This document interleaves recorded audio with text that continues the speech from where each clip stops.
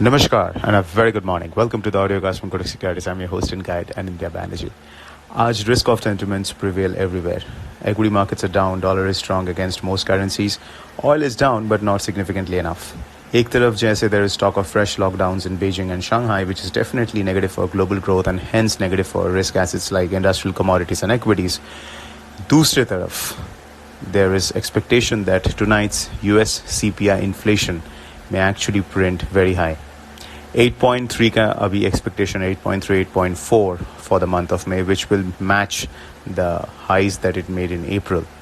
So high inflation means there will be even more pressure on Fed to hike rates at a faster pace. 50 basis point rate hike is happening, which is pretty unusual because we haven't seen this kind of a pace of rate hikes consistently happening since the 1980s when Paul Volcker was trying to rein in double-digit inflation in America. So the history is pretty long back.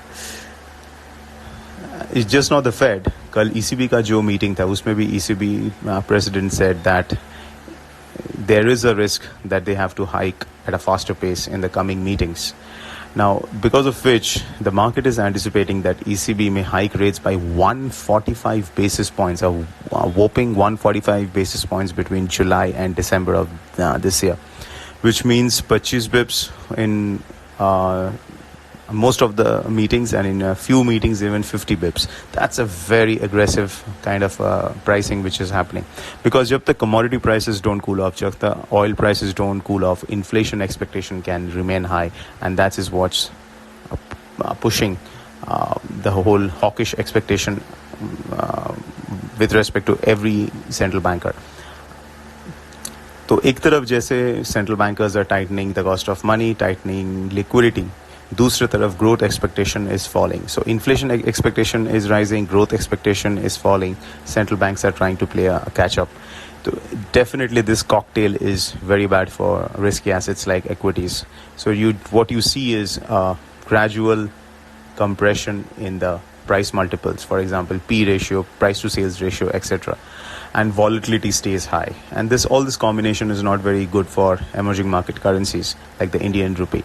But dollar rupee in the offshore market is trading flat around 77, 76, 75 ke aaspaas spot hai.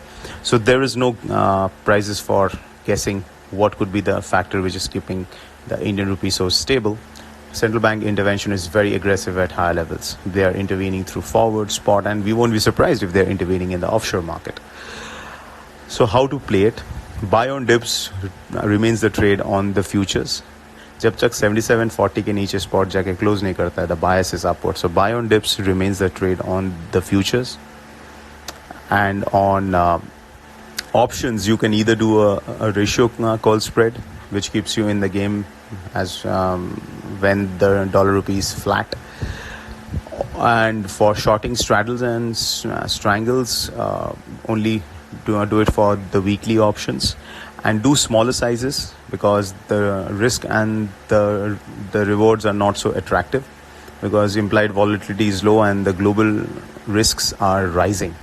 So therefore ensure there are smaller positions, or better do hedge positions like iron fly or iron condor instead of straddles or strangles.